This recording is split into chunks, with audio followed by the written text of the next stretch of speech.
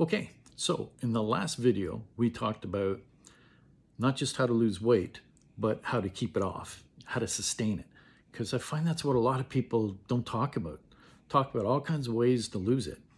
But the bottom line is, most people, they lose it, and then down the road, they gain it all back, sometimes more.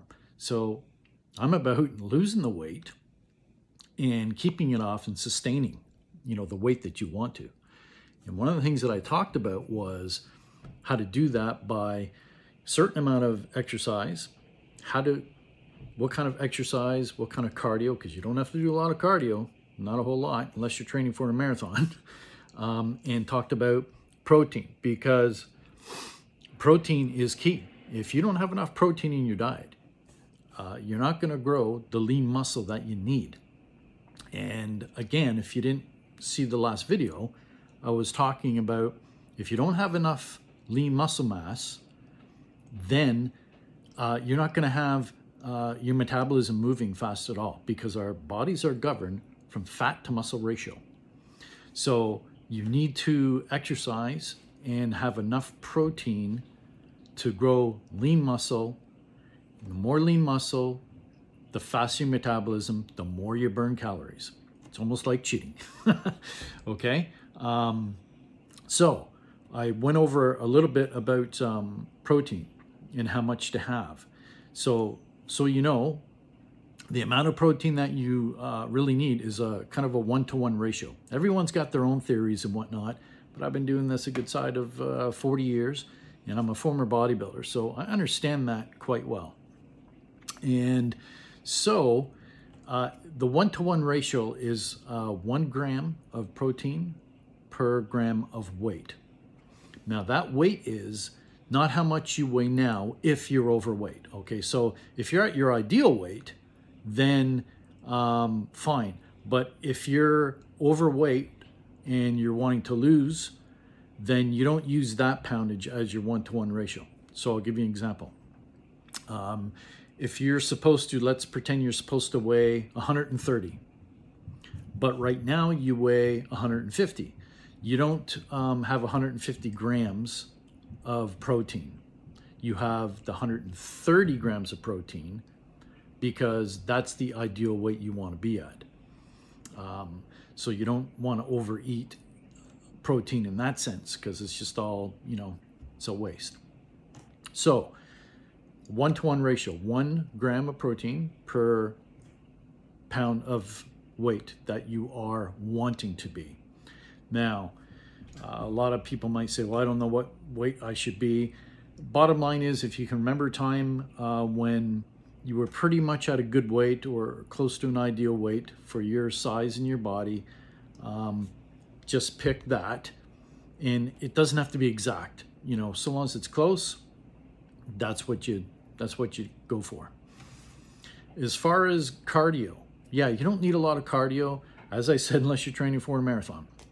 You need to get, if you can, and you might need to work up to it, do 30 to 45 minutes of walking, not running, walking. Because running, in my opinion, and a lot of people's these days that understand it, create cortisol and create more stress in your body. And if you got too much cortisol, that stops you from losing weight, because that's your fight or flight. So running I wouldn't do. Walking I think is king. 30 to 45 minutes, just at a good pace, as if you're a little bit late for something and you've got to move a little bit faster to get there. Nothing crazy, but just a good brisk pace. If 30 to 45 minutes is too much for you right now, or you're busy, whichever the case, you can work up to it. I don't care if it's 10 minutes, 15, whatever, just work up to it. The other thing you can do that is really, really good, because it helps your glucose disposal to get that sugar and again, calories out of your system, is if you're able to walk even for 10 minutes after you have a meal. That's fantastic. That's another kind of cheat thing that you can do, because it helps basically get that sugar and calories out of your system much quicker and efficient. What else is there? Oh yeah, what kind of protein, right? The kind of protein that you want, preferably, which in my opinion is you just get the most full protein out of, where you get your full spectrum of amino acids, which is what your body needs to grow for everything, not just muscle, for everything really. And that's through steak, chicken, eggs, turkey. What else is there? I mean, for vegetarians, right? If you're a vegetarian, not a problem. And you might already know exactly what to do when it comes to this. If you're a vegetarian and you've done a deep dive and you understand how you need to get your full spectrum of amino acids, because it's through meats and whatnot that you get that. Through a lot of vegetarian foods that you can have, you don't get your full spectrum of amino acids. So, not a big deal. Just do a deep dive if you haven't already to understand what foods you're going to have to eat to get the full spectrum of amino acids. As well, you don't even necessarily have to do that if you don't want to. What I do sometimes anyway is I supplement just to make sure. I supplement with amino acids. I just go to the health store and get, your amino acids, and I take them that way sometimes. So that's an option, because there's advantages in ways of being vegetarian as well. So that's one of the things you can do.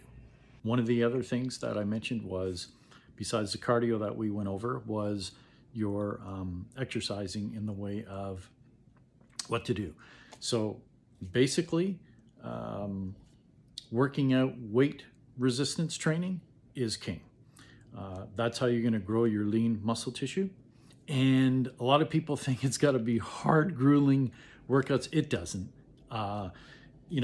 With that, again, you can condense it into 15 minutes if that's all you can do. But probably the best way to do it is what I did for years, is about 30-35 minutes. You cap it off at. You don't need much more. And a lot of the exercises, as I say, you don't have to go crazy on.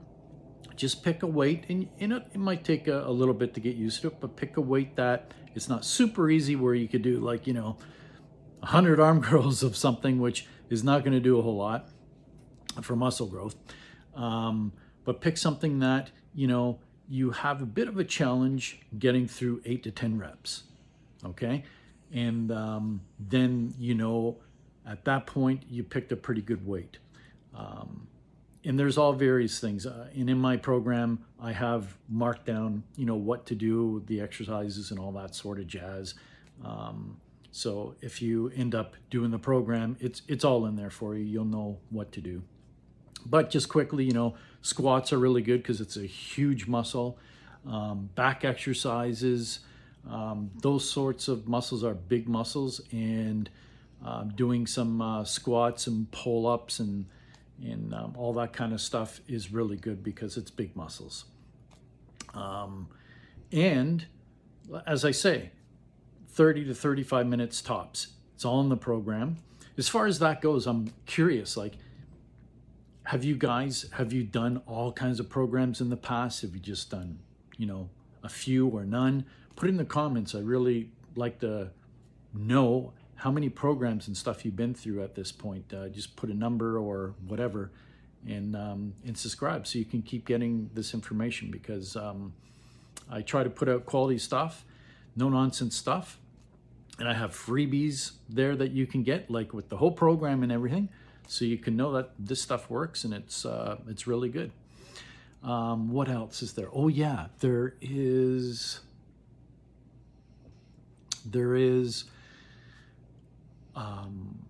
one thing that I want to make sure I cover, the things you have to cut out. Don't have to do it forever. And then after you've been doing this and I teach you through the program how to progress, it'll be so easy. But in the beginning, you have to keep away from all your processed foods, refined foods, reconstituted foods. They're just full of sugar and full of additives and full of stuff, and you just won't lose weight if you eat them. So you got to basically keep to eating clean, if you would. Like I said, I mentioned all the meats and all that, chicken, fish, steak, eggs, turkey, your legumes. There's all kinds of stuff there. But you have to keep away from the sugars, and there's all kinds of hidden sugars. Even I pointed out to a client one time, they didn't realize, they said, well, I don't have that much sugar. And I went through their whole diet for a week, and they were shocked at how much sugar they actually had that they didn't even realize. And it's not a big deal. I mean, if you don't know, you don't know. And if you're not used to being, looking for this stuff like I have all these years, you just wouldn't know. But there's so many hidden sugars in our foods if you look at the labels. And then even condiments, like, your ketchups and all your fancy mustards and all of your barbecue sauces. And there's just so many things. And I can remember putting a clear glass, and we went over a week of what the client ate, and we mapped out how much sugar was in all those little things, right?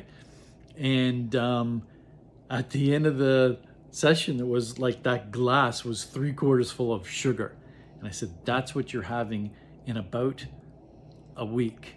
And that's what you should be having in a month, when you look at your sugar levels, okay? So yeah, you got to cut out all the sugars, all the refined carbs, all the starchy carbs, because they just turn in the sugars once they hit into your body, a domino effect, the chemical reactions, because we're just a huge pool of chemicals in our body, and things break down, and it's a domino effect. So in case you don't know, a lot of those things that you want to keep from is starchy carbs, okay? Your fibrous carbs, like all your vegetables, are fine.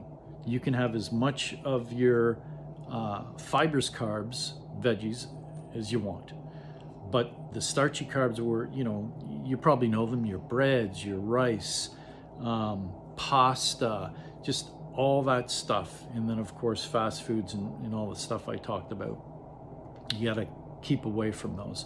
They won't help you at all. And you'll wonder why you're not losing weight if you still have those sometimes. The other thing that helps a lot and kind of is a must if you want to lose weight is no eating after 6 or 7 o'clock, depending upon when you go to bed, because the body kind of shuts down, goes into a different mode. So what you want to do is 3.5 to 4 hours prior to going to bed, stop eating or drinking if possible, because even if you just are drinking too much, even if it's water, it might disturb your sleep. And then if your sleep gets disturbed, that will actually stop you from losing weight, because your lymphatic system, which pushes all the garbage out and stuff like that, even that won't work properly. So that's the other thing.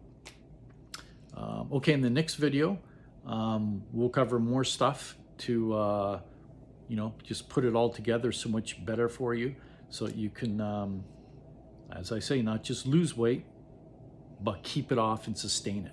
Okay, so until next time, I'll see you at the next video.